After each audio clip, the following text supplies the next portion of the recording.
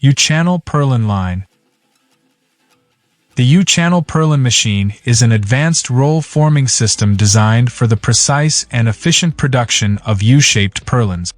This machine is widely used in construction, roofing, and structural applications, particularly in solar structures, where high-strength and accurately shaped purlins are required. The process begins with a heavy-duty decoiler station, where metal coils are loaded onto the machine. The decoiler provides a smooth and controlled uncoiling process, ensuring steady material feed.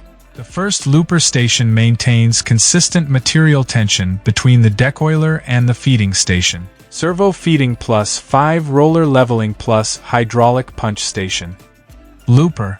The second looper station regulates tension between the pre-cutting die and the roll-forming machine. Roll-forming station. The core of the machine is the roll-forming unit, which gradually shapes the flat metal into a U-channel profile. Servo tracking cutting die. The servo tracking cutting die performs final cutting based on programmed measurement.